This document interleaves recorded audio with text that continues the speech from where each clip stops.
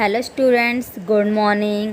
आज की क्लास में हम पढ़ने वाले हैं कक्षा 8वीं का पाठ 4, जिसका नाम है गणेश शंकर विद्यार्थी। ये जो पाठ है इसमें गणेश शंकर विद्यार्थी के पूरे जीवन के बारे में बताया गया है कि उन्होंने अपने जीवन में क्या क्या किया है। तो चलो स्टार्ट करते हैं इस पाठ को।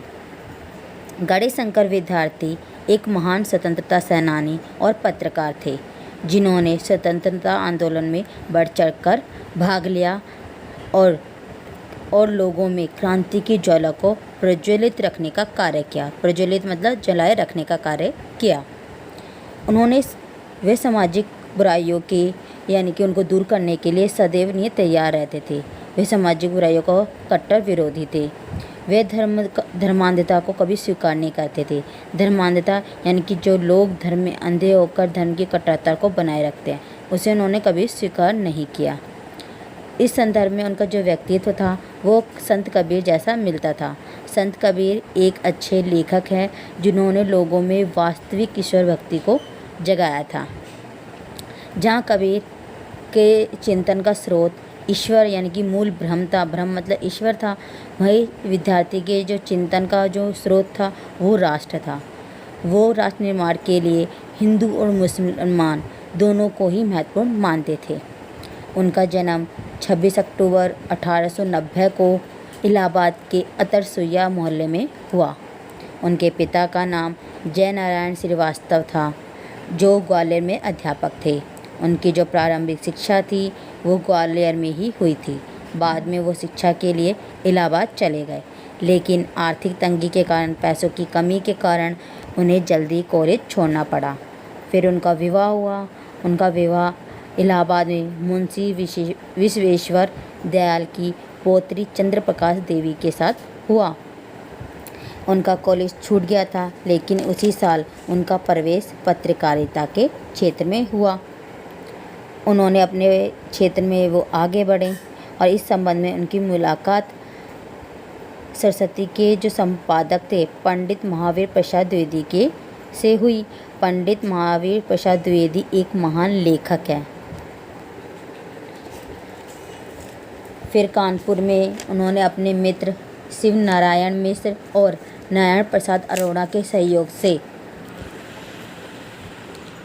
उन्होंने 9 नवंबर 1913 से साप्ताहिक पत्र प्रताप का उन्होंने प्रकाशन आरंभ किया। उन्होंने इसको अपने खून पसीने से सींचा।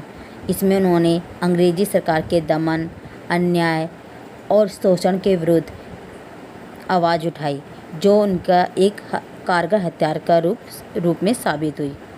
और ये जो प्रताप उनकी पत्रिका थी, इन्होंने ये स्वतंत्रता संग्राम में बहुत ही महत्वपूर्ण भूमिका निभाई।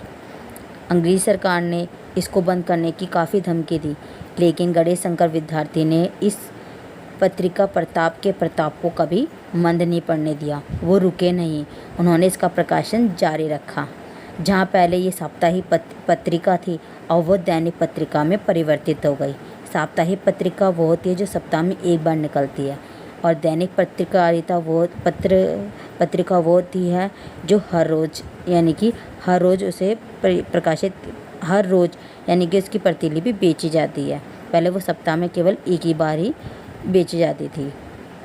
अन्य पत्रों ने इसे अपना आदर्श बनाया और इसका संपादन का कार्य किया। गणेश शंकर विद्यार्थी एक अच्छे पत्रकार ही नहीं, एक अच्छे संपादक ही नहीं, वे इस अच्छे स्वतंत्रता संग्रामी थे। उन्होंने कर्मठ तथा जुझारू सेनानी भी थे। उन्होंने अखिल भारतीय कांग्रेस की गतिविधियों में योगदान दिया, और जब कांग्रेस का सवर्णीय अवज्ञा आंदोलन चला तो उन्हें वहाँ डिक्टेटर मनोनीत किया गया। अब वो क्रांतिकारी थे, और उन्होंने जितने भी क्रांतिकारी लोग थे उनके लिए गणेश शंकर विद्यार्थी के मन में बहुत ही स्नेह और सम्मान था। वे सदैव संकट की घड़ी में उनकी सहायता करते तथा उन्हें मार्गदर्शन दिया करते थे। सरदार भगत सिंह को जब उनकी दादी लाहौर में उनके विवाह के लिए उन्हें विवश कर रही थी, तब वह भागकर गणेश शंकर विद्यार्थी के पास से कानपुर आए थे। तब सरदार भगत सिंह को उन्होंने परामर्श देते हुए कहा, युवा देखो, स्वतंत्रता के लिए काम करना एक परवाने की तरह होता है। जो समा को प्यार करता है और समा के लपटों में जलकर मर जाता है। अर्थात उन्होंने बताया, यहाँ उन्होंने इसमें जो कहा है वो ये क्या है, यानी कि परवाना होता है एक तरीके का पतंगा, जो एक कीट है जो दीपक की लौ के चारों तरफ मंडराता रहता है और अंत में उसी में जलकर मर जाता है। ऐसी स्वतंत्रता के लिए काम करना ठीक परवाने की तरह होता है, जिसमें सच्चा देशभक्त राष्ट्र को प्रेम करता है और अंत में राष्ट्र की आज़ादी के लिए स्वयं को बलिदान कर देता है। तो सोच समझ के ही स्वतंत्रता आंदोलन में भाग लेना। भगत सिंह उनके इस विचारों को सुनकर उनके सम्मुख नतमस्तक हो गए। नतमस्तक का मतलब होता है सिर झुकाना। फिर उन्होंने 1927 में जो काकोरी षड्यंत्र हुआ था, वहाँ भी जब कारागार में उन क्रांतिकारियों के साथ दुर्व्यवहार किया जा रहा था, लोग अनशन पर बैठने के लिए मजबूर हो गए थे, तब विद्यार्थी ने तभी होम मेंबर को चिट्ठी लिखी, तार भेजे और उनकी मदद की। और एक बार ऐसे भी गढ़ी शंकर ने जब देखा कि क्रांतिकारी जो ठाकुर रोशन सिंह था, उनकी जो विधवा पत्नी थी, उनकी पुत्री के विवाह में उनकी पुत्री का जब विवाह हो रहा था, तो दरोगा उनकी शादी में बहुत अड़ंगा डाल रहे थे, जिसके कारण गणेश शंकर विद्यार्थी ने उस दरोगा को खूब डांटा, फटकारा और उसे अच्छे से समझाया, जिसके कारण फिर बाद में सारे शादी का प्रबंध उस दरोगा ने ही किया। गणेश शंकर विद्यार्थी एक ऐसी शिक्षा चाहते थे जिसे पाकर भारतीय जो युवक हो वो निडर बने और एक सच्चा देशभक्त बने। वे किसानों और मजदूरों को जमींदारों के अन्याय शोषण से मुक्त करने के लिए सदैव वो संघर्ष करते रहते थे। उन्होंने सेवाश्रम की भी स्थापना की थी। विद्यार्थी जी सांप्रदायिकता के भी प्रबल विरोधी थे।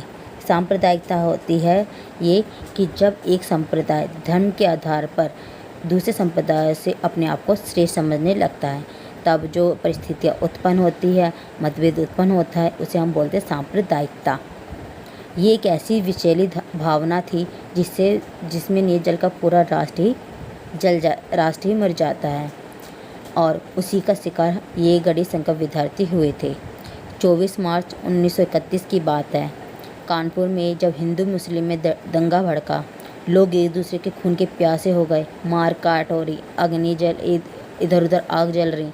विद्यार्थी जी से ये चुपचाप बैठकर देखा नहीं गया।